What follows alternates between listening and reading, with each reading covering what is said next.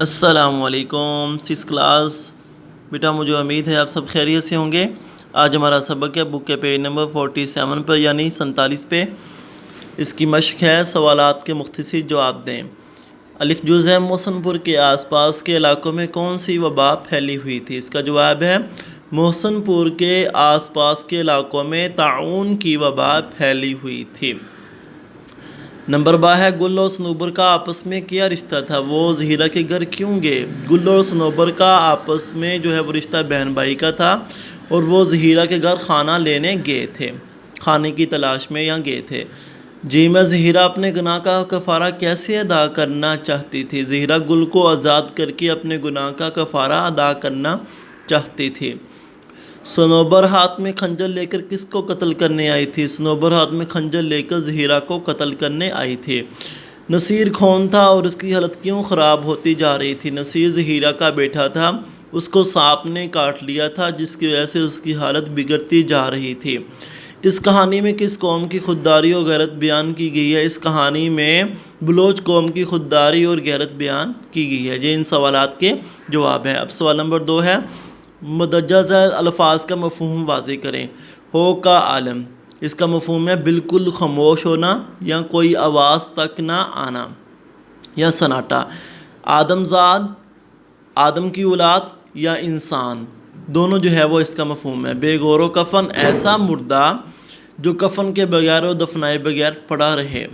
خوف زدہ، ڈرا ہوا۔ مار گزیدہ، جس کو سانپ نے ڈس لیا ہو یا سانپ کا ڈسا ہوا، جس کو سانپ نے ڈس لیا، یہ ان الفاظ کا مفہوم ہے۔ اب ہے سوال نمبر 3، زہیرہ کے بیٹے نصیر کی جان کس نے اور کس طرح بچائی؟ تفصیل سے بیان کریں۔ اس کا جواب بک کے ہی اوپر ہے، یہاں سے ہے زہیرہ کے بڑے لڑکے نصیر کو وہ سانپ نے کاٹ لیا، زہر کے اثر کی وجہ سے اس کی حالت برابر خراب ہوتی جا رہی تھی۔ یہاں سے شروع ہو کر لاسٹ تک اس کا جواب ہے۔ آپ نے بک کے اوپر نشان اس کا لگا لینا ہے، یہاں سے لے کے یہاں تک اس کا نشان لگا لینا ہے۔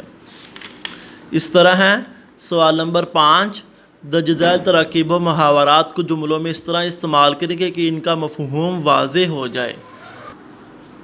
تو سب سے پہلے ہے سایہ منڈلانا، اس کا معنی ہے خوف طاری رہنا۔ اس کا جملہ ہے ہیضے کی وبا کا پھیلنا تھا کہ سارے بستی والوں پر موت کا سایہ منڈلانے لگا۔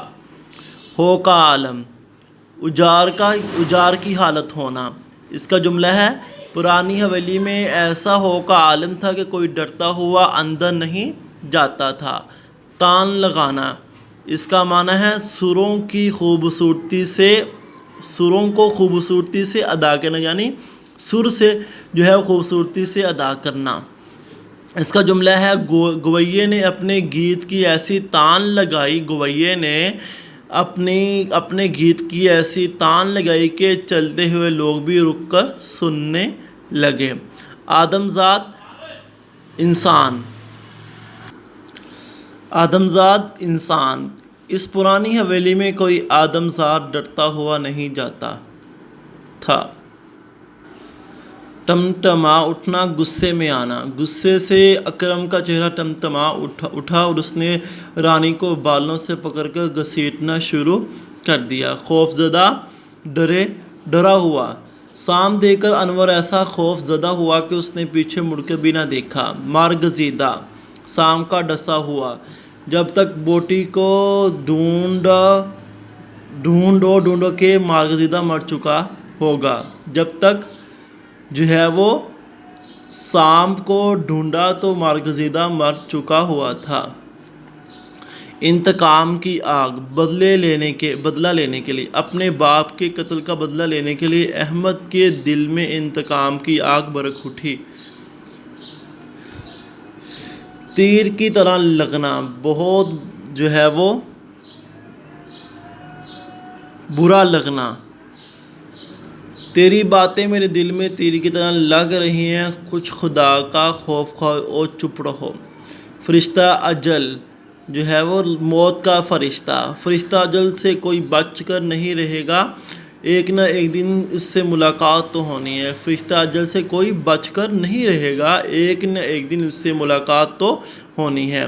آگے ہیں الفاظ متضاد، انتقام لینا، معاف کر دینا، سایہ دھوپ، وسیع تنگ، پھیلنا سکرنا، ویران بات پختہ، خام یا کچا، واحد کی جمع اور جمع کی واحد جمع، موت اموات، شخص اشخاص، عیب عیوب، تدبیر تدابیر، قوم اقوام۔ تو سوال نمبر 8 ہے سبق گل صنوبر کی کہانی کا خلاصہ اپنے الفاظ میں بیان کریں۔ تو میں اس کی تصویر آپ کو سینڈ کرتا ہوں۔ یہ جتنے بھی ہم نے جو سوالات ہیں یہ ان کو آپ نے اپنی اردو کی نیٹ کاپی کے اوپر جو ہے وہ خشک خط کر کے لکھنا اور یاد کرنا ہے، اور جو بک کے اوپر حل ہونے والے جو ہے وہ سوالات وہ بھی ہم کرتے ہیں۔ تو وہ تھا سوال نمبر 4، درست جواب کی نشاندہی کریں۔ میں نے یہ نشاندہی کر دیا، بلوچوں نے طاعون کی مکینوں سے اس طرح اپنے پیٹ پر اور دھواں، اس طرح جو ہے وہ یہ سوال نمبر 9 تھا، یہ درست اور غلط کی نشاندہی کریں۔ تو یہ بھی نشاندہی میں نے کر دی ہے، پہلا غلط، دوسرا درست، تیسرا درست، چوتھا غلط، پانچواں غلط، چھٹا غلط اور ساتواں صحیح اور آٹھواں بھی صحیح۔ اس طرح یہ ہے کالم ہے، کالم الف کو کالم با سے ملائیں، زندگی، موت، ہوکا عالم، سناٹا، الغوزہ جو ہے تان، طاعون جو ہے وہ وبا، گناہ کا ہے کفارہ، خوددار جو ہے وہ غیرت مند۔ اس طرح جو ہے مدججہ جملوں کو درست کریں۔ لندن سے تار آئی ہے، لندن سے تار آیا ہے، یہ درست جملہ ہے۔ 2 روپے کی دہی لاؤ، 2 روپے کا دہی لاؤ۔ میں نے ایک خواب دیکھی، میں نے ایک خواب دیکھا۔ جاگ بیٹھ جائے گی، جاگ جو ہے وہ بیٹھ جائے گا۔ تو یہ بک کے اوپر جو ہے حل کرنے والے سوالات ہیں، اور جو کاپی کے اوپر حل کرنے والے سوالات ہیں وہ بھی میں نے آپ کو کروا دی ہیں۔ اس طرح یہ آج کا جو ہے ہمارا سبق مکمل ہوا۔ السلام علیکم ورحمۃ اللہ وبرکاتہ۔